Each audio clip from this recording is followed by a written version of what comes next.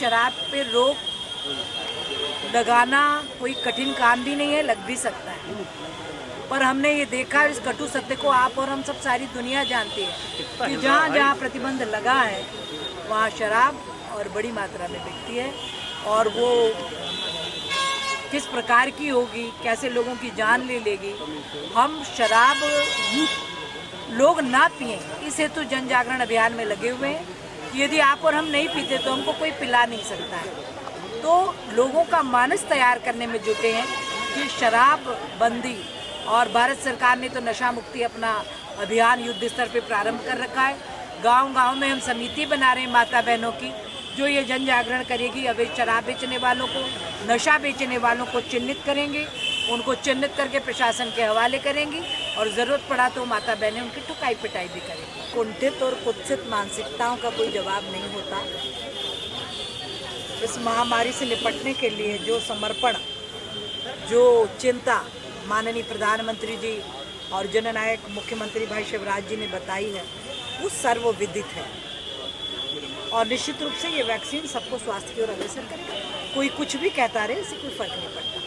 अच्छा, अभी किस तरह से आप देख रहे हैं, क्योंकि हनुमंतिया में इस बार हमने देखा बहुत अच्छा जो माहौल था वो देखने को मिला है। एक बस भी लॉन्च की गई, आज एक बस भी शुरू की है, क्योंकि आम आदमी को कई बार जो बाहर से आते हैं तो उनको दिक्कत की हनुमंतिया पहुँची कैसे, तो एक बस आज वहाँ प्रारंभ की जो सुबह 9:30 बजे 325 रुपया पर हेड लेगी और हनुमंतिया पहुँचाएगी। शाम को पूरा घूमने फिरने के बाद उनको सुरक्षित यहीं लाकर मंत्रिमंडल का विस्तार, क्योंकि अभी केवल 2 ही मंत्री बने हैं, आपको लगता है कि आने अब इंदौर से कोई और भी क्या, आप किसको देखती हैं आप ये बतौर संगठन का विषय है, और इंदौर में बस प्रश्न ही नहीं उठता, बहुत इंदौर का हक है, और इंदौर में अभी और भी मंत्री बनेंगे ही। रमेश जी को मौका नहीं दिया जा रहा है। संगठन चिंतित है और पूरा विचार कर रहा है, और निश्चित रूप से मौका मिलेगा।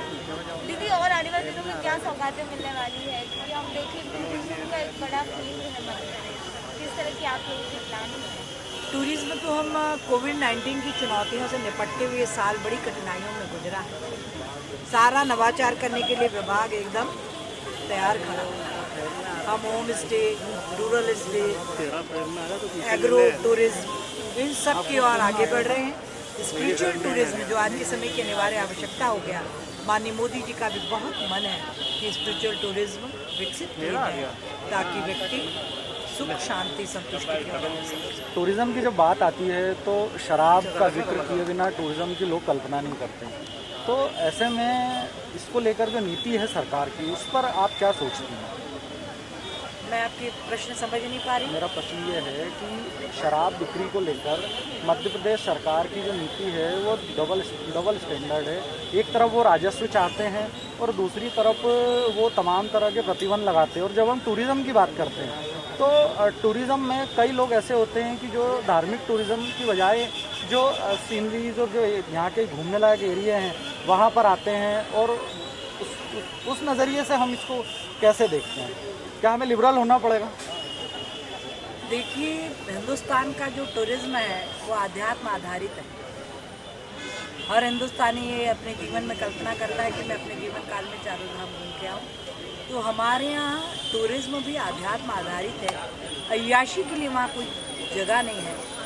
आप यदि सुख शांति संतुष्टि चाहते हैं तो आइए, स्वागत करें। विदेशियों के लिए जब हम बात करते हैं, जब उनके यहाँ आने, आपका ये एक अजीब सा प्रश्न है। विदेशी भी जो यहाँ आते हैं ना, वो ज्योतिर्लिंगों की साधना के लिए आते हैं, वो शक्तिपीठों के महत्व को समझने के लिए आते हैं। जो विदेशी यहाँ आते हैं निश्चित रूप से वो अध्यात्म के साधक बनकर ही आते हैं। हिंदुस्तान की पावन भूमि अय्याशी के लिए पर बिहार की तरह के यहाँ भी शराब पर रोक होने की आप पक्षधर हैं? देखिए, शराब पे रोक लगाना कोई कठिन काम भी नहीं है, लग भी सकता है, पर हमने ये देखा इस कटु सत्य को आप और हम सब सारी दुनिया जानती है कि जहाँ जहाँ प्रतिबंध लगा है वहाँ शराब और बड़ी मात्रा में बिकती है, और वो किस प्रकार की होगी, कैसे लोगों की जान ले लेगी। हम शराब लोग ना पिएं, इस हेतु जन जागरण अभियान में लगे हुए हैं कि यदि आप और हम नहीं पीते तो हमको कोई पिला नहीं सकता है। तो लोगों का मानस तैयार करने में जुटे हैं कि शराब बंदी, और भारत सरकार ने तो नशा मुक्ति अपना अभियान युद्ध स्तर पे प्रारंभ कर रखा है।